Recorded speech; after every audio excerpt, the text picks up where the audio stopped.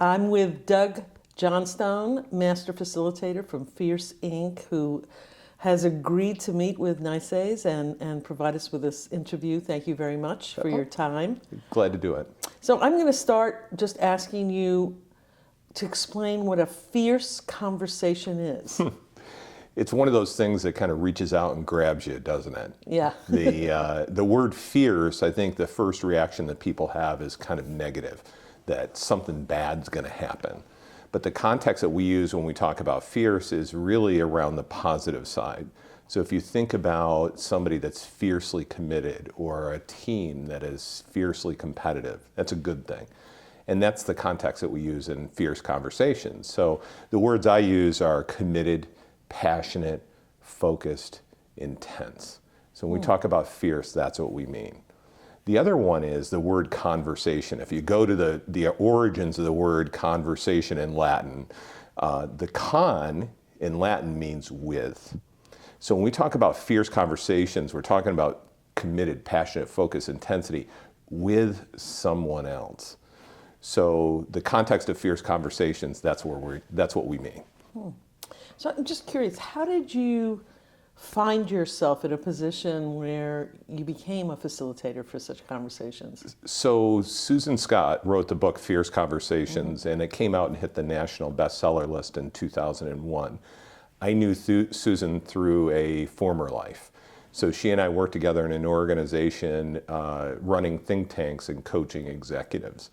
When she launched the book and started the organization that puts on these kinds of keynotes and workshops, she and I knew each other, and she knew that I was using similar tools, and she said, hey, do you want to come out and do this? I see. So here I am 13 years later, and more than 10,000 people later, and still doing it.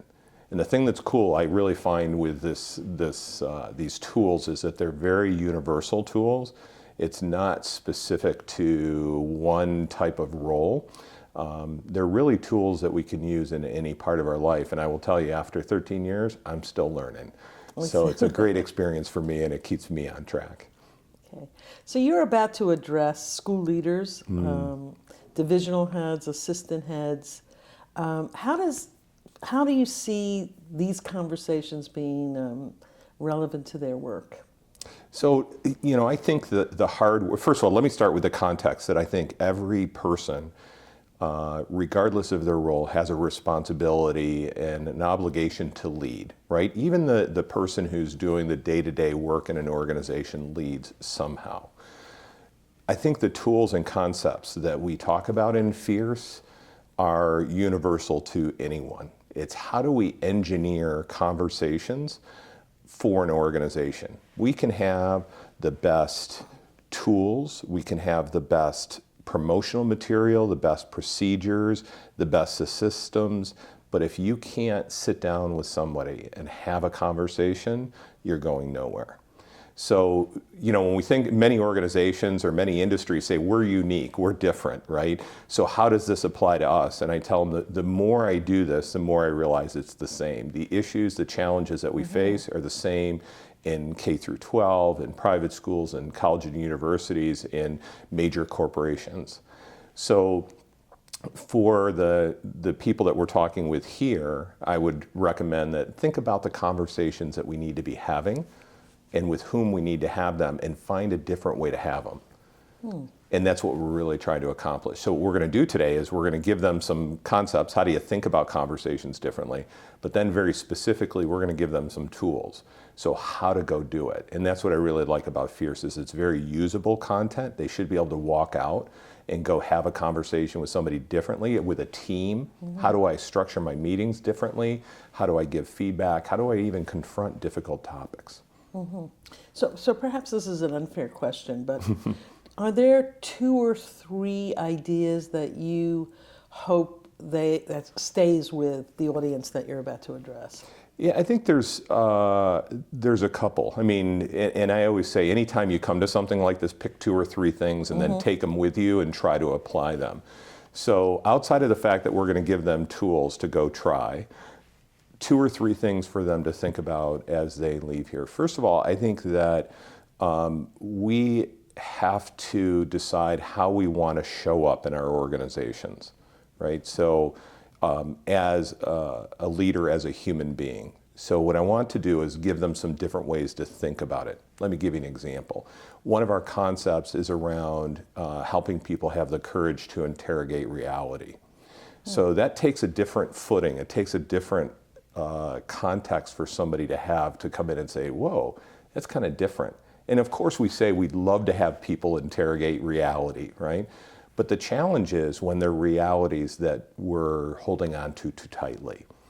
One of the other concepts is around managing your wake, the impact that you leave, and being aware of it. And we're going to talk about feedback today. So both giving and receiving feedback. And my thing is I have plenty of blind spots in my life. The only way that I will find out what they are is by getting feedback from other people. And sometimes that's a bit scary. So I think we need to go out and seek that feedback, specific feedback on how we can be more effective. So that's one thing, is to get people to think about the footing that they have when they go into meetings, when they interact with other people, and I'm trying to give them some different ways to think about it. Right. I think the other one is to understand that we want to find different ways to engage people, right? So oftentimes a lot of organizations are dealing with change. And we think, let's go do a PowerPoint, let's do another memo, let's print some coffee mugs and declare victory and go home. Even in that context, we need to find ways to engage people in the conversation around that change. We can't just stand on a lectern or on a podium and just dictate to people, what are you going to do? What we need to do is get them talking about what changes mean to them, how it's going to influence them, and teach them how to do that with other people. Right. So those are just a couple ideas. So the conversation, in the aftermath, those conversing this is what I'm taking away, would have greater insight in both parts of that conversation, themselves Correct. and the person with whom they're speaking. And these are tools that provide ways of understanding yourself, Right. the one initiating the conversation, as well as the person with whom you're speaking. Right. And if you look at the team model, which is what one of the things we're going to do today, we have this beach ball. We call it the beach ball model for that reason, which is, beach ball has lots of different stripes. And I always tell people that shows us that multiple and oftentimes competing realities can exist on the same plane at the same time. And I know when I'm standing on one side of that beach ball, I'm totally blind to what's around it. So your point's right on, which is let's understand that there are different perspectives. I'm just wondering, do you see an application for a teacher in a classroom or for students among themselves, or any sort of application that a teacher might take from this? Yeah, so I think, I'm not a teacher by trade. But you are. But I am, right? So, and even when I was in industry, at some level you're always teaching, right? And always learning. And I think that the one thing that I really appreciate is that when we engage people in that that we talked about, that the synapses are firing, right? So think about a kid playing a video game. And I've played video games with my kids, and we're in there. I mean, I'm wired when I'm done, right? I can't even go to bed. I'm so excited, right? But I watch TV and it kind of washes over me. So when I think about that related to fears, is that what we want people to do is to really engage, right? We don't want them to sit in meetings or in conversations and let it wash over them. Right. We want to get them to engage. So how do we do that? To me, most of the tools that we're learning are different ways to ask questions, get people engaged, get them thinking differently. Whether that's in a classroom with kids, or it's with adults or parents, it's the same thing. So one of the challenges, let's take feedback. So we're going to learn how to give and receive feedback. Well, we have to give and receive feedback to students and to our peers, other teachers, administrators. So how do we do that in a way of not just coming in and lecturing somebody, but in a way that it's actually an exchange, right? So that we both get an opportunity to see what might be going on. And that's really what we're going to be doing. So oftentimes people think fierce is about getting in somebody's face. And I say, no, it's about how do we get them to exchange. And I think if we can do that effectively, people learn, all of us, myself included. And I think students get it better than adults do. We're so hardwired at this point in our lives. The students are like, they're thirsting for it. So anyways, I think that they can take the tools, how to, leverage conversations in groups better, how to give and receive feedback. Same thing with students, how to even confront. Teaching kids and ourselves how to confront difficult things. So anyways, I think it does apply. Okay, outstanding. Well, thank you so much for taking the time to speak to me. Happy to do it. Thank All you. right.